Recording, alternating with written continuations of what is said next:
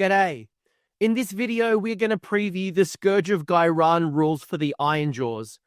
Scourge of Ghyran is offering each faction a series of seasonal rules that will be match play legal for the Next General's Handbook Season 25-26. Checking out the blessings of Gork and Mork, Ironjawz have gained 2 new battle formations, the introduction of a brand new set of Monstrous enhancements, as well as 2 alternative war scrolls, one being for the Gore-gruntas and the other being the Weirdbrute Wrekkaz. Now, these units will have a separate pitch battle profile and can be substituted for the original war scroll. You cannot include both a Scourge of Ghyran variant as well as the original war scroll in the same army list, but you can use the alternative war scroll in an army of renown, not a regiment of renown. So let's get straight into the Ironjawz goodness. Starting off with our 2 new battle formations, which are added to the existing 4 options. Brute Fist is based around mega bosses on foot. If there are any friendly mega bosses on the battlefield, for the rest of the turn, you can pick another eligible unit when using Mighty Destroyers. But if there isn't a friendly mega boss on the battlefield, roll a dice, and on a 3+, you get to pick another target to use Mighty Destroyers. Now, if you're unfamiliar with the Mighty Destroyers ability, it lets a Ironjawz unit move up to 3 inches in the hero phase, and it can move into combat. Sadly, a Mega Boss on Maw Crusher won't satisfy the Brute Fist requirements, but you can still trigger this ability even if a Mega Boss on foot isn't on the battlefield. But as I did mention a little earlier, it does have that failure point of having to roll a 3+ on a traditional D6. Who doesn't love a free move, especially in a highly aggressive army that wants to dictate the engagement on the battlefield? It's often reliant on making charges, so getting into combat, either making it easier to get into combat or just straight up getting into combat is only going to work in your favor. Having access to a second Mighty Destroyers move will help remove some of the decision-making that happens on the battlefield where you want to get multiple units into combat. There might be a bunch of triggers that you want to kind of set up, whether it is moving into combat, whether it's making that charge easier, or it's going to be helping you to get that move onto that key objective. Again, tapping into Mighty Destroyers multiple times, whether you're rolling the 3 up or not, is going to be beneficial. The second battle formation added to your roster is the Big Snikkaz. Now, this lets you pick a friendly Ironjawz unit in any combat phase, and for the rest of the turn, add 1 to the wound rolls for combat attacks that target an enemy unit with a greater health value than it does. Now, this is super easy to activate, and when you meet the conditions of obviously fighting into a unit that has more health than you then get that +1 to wound roll that will mitigate some of the swinging nature of an army that often has a 4+ to hit, and then, obviously you apply all-out attack, then you'll be able to bring that wound characteristic down. It just makes things a whole lot easier, a lot more consistent, and you just get more damage out. Especially when you combine it with something like all-out attack. You tap into other +1 to hit sources like Gordrak's Voice of Gork. There are a couple of ways to get +1 to hit. And ultimately, obviously, that whole package of combat will just make your units improve their combat effectiveness into key units. Now, when I think about this rule playing out on the battlefield, Ironjawz does have a relatively high health value, which means that this ability isn't always going to be trigger and be useful. Now, there are a lot of armies in the game that rely on infantry or cavalry units, so that's going to make things a little bit harder for you because cavalry will often have the same health characteristic than your Ironjawz units, things like brutes, for example. And obviously, it makes things even harder if you're running units like Gore-gruntas, where a lot of your eligible targets will have either less, or you'll be fighting into heroes, and trying to do damage into heroes from Gore-gruntas may not be the best option. Sure, you'll be pinning them, but you'll absolutely won't be, you'll certainly might be struggling to go and kill those units. So I guess the +1 to hit, the +1 to wound may help you in that particular example, but you'll be likely really trying to make the most of this rule when fighting into those super elite armies like your Kurnoth Hunters, your Morghusts, your Varangard.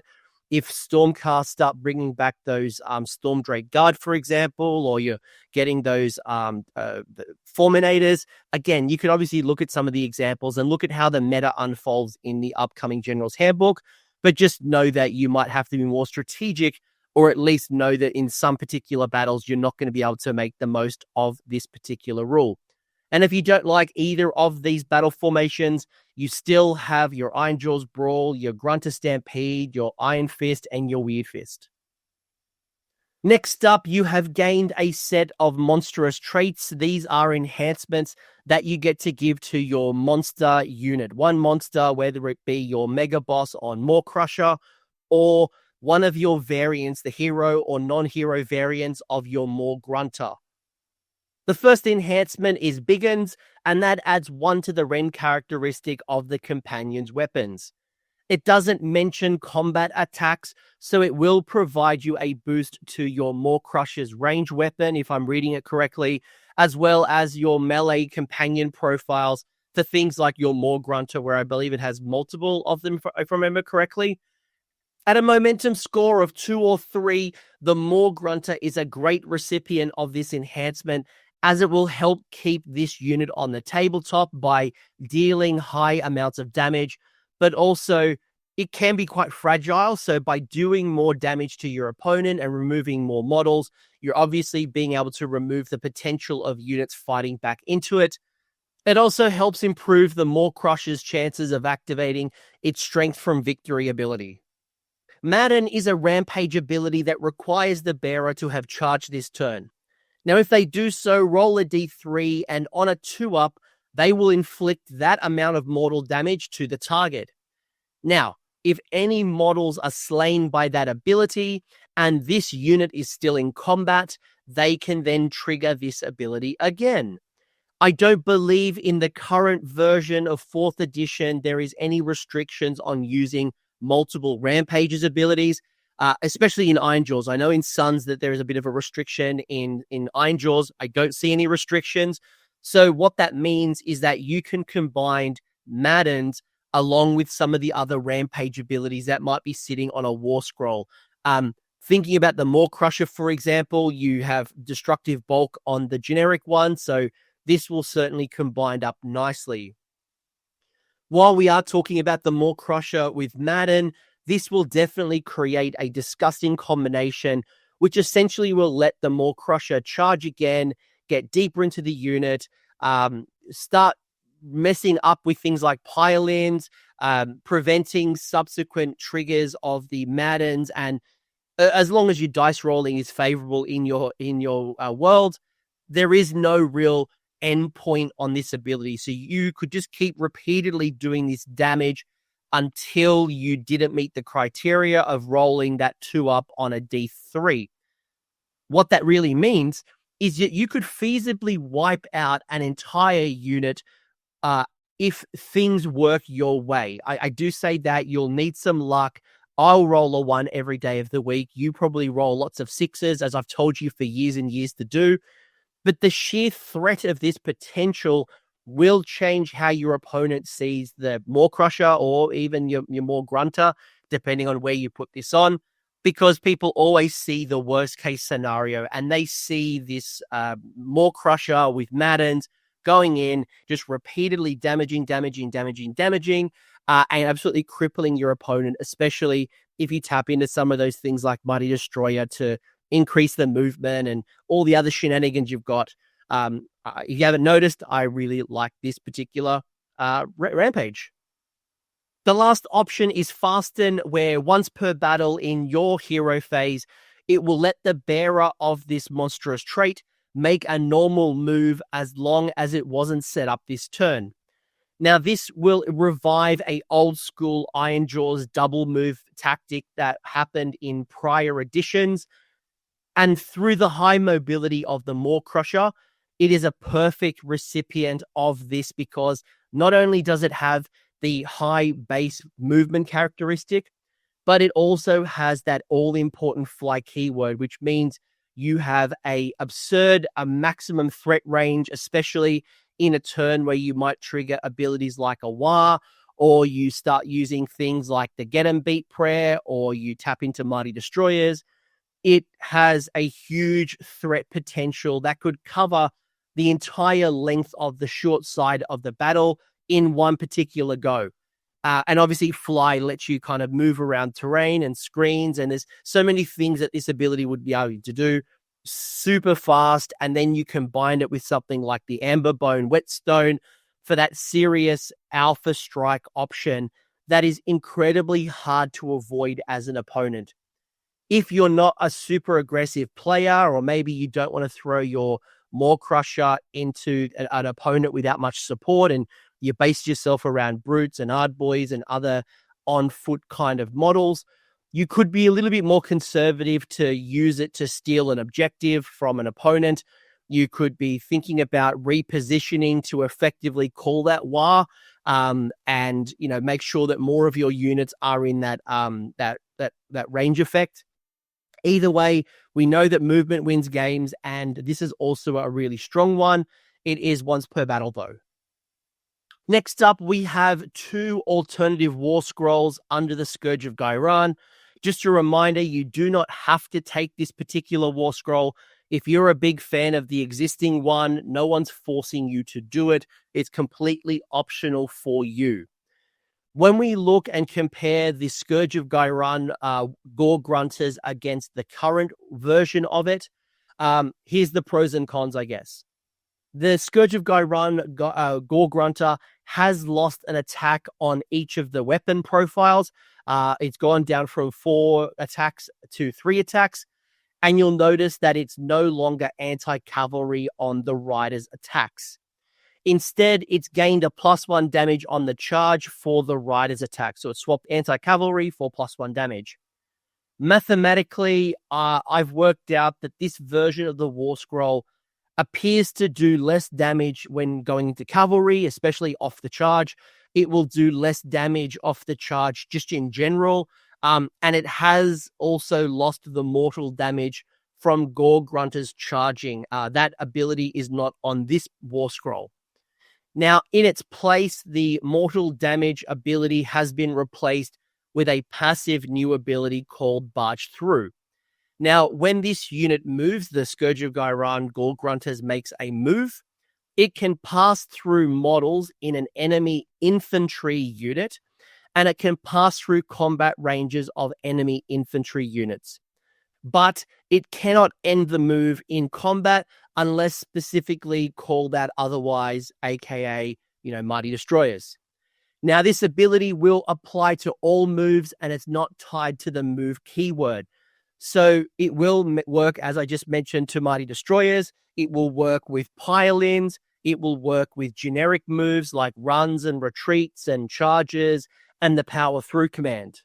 This is like a pseudo-fly keyword that is specifically targeting infantry units, and it could be a powerful ability to pass through combat ranges of the infantry units. This will give you extreme force projection in certain matchups. Let me highlight, underline, underscore all of that. In certain matchups where infantry screens that aren't positioned well will have gaps that you'll be able to then leverage to get around, leapfrog, and fight into the other units, or even tie up other critical units that are sitting behind those infantry lines. This also means that they can never really be stuck into combat against infantry units, as they'll always have the ability to retreat through them. It helps you set up a nice, surprising objective stealing through power through command, and it's going to be something that you can really take advantage of if the meta shifts towards more infantry that we have kind of seen in the last season, especially with the likes of Field Sergeant. But as Field Sergeant disappears from General's Handbook to a new General's Handbook, who knows if that will remain true or if people will go back to cavalry and other types of units. I guess TBC at this particular point. The other alternative war scroll is the Weirdbrute Wrekkaz.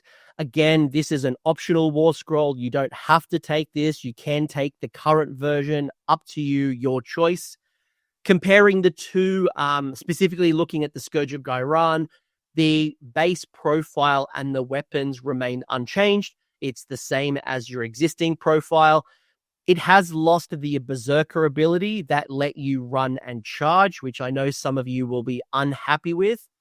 But in its place, you've gained a proper wonky ability. Literally, that's the name of it.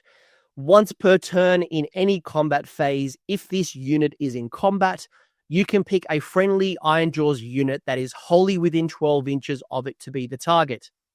Now, the target that you select will get a +1 to hit in combat attacks for the rest of the turn.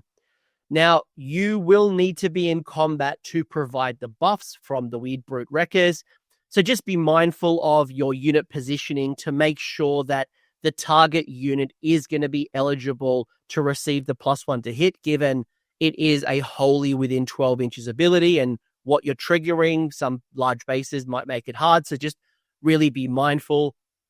You might find it hard to bring the Weirdbrute Wrekkaz to support your piggy lists because of obviously the high movement or the large base sizes, but it obviously will be really good for other armies that will be built around your brutes and your ardboys. And we now know the changes that are coming down the line for all-out attack. So this +1 to hit might be even more valuable, or at least knowing that you issue a +1 attack to another unit and you spend all that attack on the Weirdbrute Wrekkaz, and knowing the, I guess now the negatives that are coming with all that attack, knowing that the Weirdbrute Wrekkaz would have a 5-up ward still definitely helps you keep them around on the table. The Weirdbrute Wrekkaz, I guess if you look at the two different abilities, it has slightly changed their role on the tabletop.